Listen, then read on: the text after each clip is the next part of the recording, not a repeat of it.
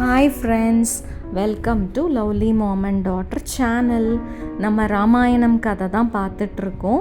Last வீடியோவில் கைகேயியோட 2 வரங்கள் பற்றி பார்த்தோம்.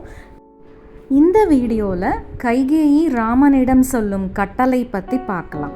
வாங்க இப்போ வீடியோக்குள்ளே போகலாம். கைகேயி: மன்னரே, தாங்கள் இந்த வரத்தை அருளவில்லை என்றால் நான் இப்பொழுதே உயிர் துறப்பேன் என்றாள். தசரதன் இதை கேட்டு மிகவும் வேதனைப்பட்டார். நான் செல்ல இருக்கும் கானகத்துக்கு ராமன் செல்வதா? ராமன் அயோத்தியில் இருந்தால் உனக்கும் பரதனுக்கும் தீங்கு செய்வான் என நீ நினைக்கின்றாயா? பரதன் நாடாளும் வரத்தை தருகிறேன். 60,000 ஆண்டு தவம் இருந்து பெற்ற மகனாகிய ராமனை கானகம் செல்ல சொல்வதா? இதை நினைத்தால் என் இதய துடிப்பே நின்றுவிடும் போலிருக்கிறதே என்று புலம்பினார். கைகேயி தாங்கள் இந்த வரத்தை மறுக்கக்கூடாது என்று பிடிவாதமாக கூறிவிட்டாள். தசரதர் எவ்வளவு எடுத்து சொல்லியும் கைகேயி 2 வரங்களை பெற பிடிவாதமாக நின்றாள். அன்றைய இரவு கழித்து பொழுது விடிந்தது. அயோத்தி மக்கள் மகிழ்ச்சியுடன் ராமனின் பட்டாபிஷேகத்தை பார்க்க மண்டபத்தில் கூடினார்கள். வசிஷ்டரும் முனிவர்களும் புடைசூழ மண்டபத்திற்கு வந்து சேர்ந்தார்கள். சுமந்திரரே, பட்டாபிஷேகத்துக்கு நேரமாகிக் கொண்டு இருக்கிறது. நீங்கள் போய் சக்கரவர்த்தியை அழைத்து வரும்படி கூறினார் வசிஷ்டர். மன்னர் கைகேயியின் மாளிகையில்தான் இருப்பார் என்று நினைத்து கொண்டு சுமந்திரர் கைகேயியின் மாளிகைக்கு சென்றார். அங்கு சென்றதும் கைகேயி சுமந்திரரிடம், அமைச்சரே, தாங்கள் சென்று இங்கு ராமனை அழைத்து வருமாறு கூறினாள்.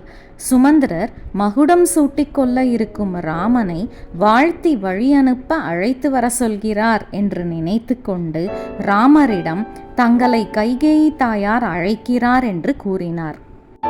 உடனே ராமர் சீதையிடம், மகுடம் சூட்டிக்கொள்ள நேரம் ஆகிவிட்டது. என்னை என் அன்னை அழைக்கிறார். நான் சென்றுவிட்டு வருகிறேன்.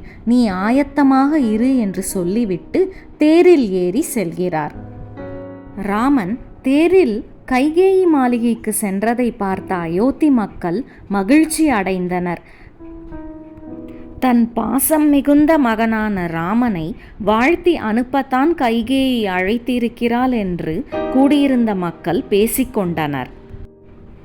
ராமர் கைகேயியின் மாளிகைக்கு போய் சேர்ந்தார். கைகேயி முன் மண்டபத்தில் அமர்ந்து இருந்தாள். ராமர் கைகேயியிடம் சென்று வணங்கி ஆசி பெற்றார். ராமா, உன் தந்தை தற்போது ஒரு புதிய கட்டளையிட்டிருக்கிறார்.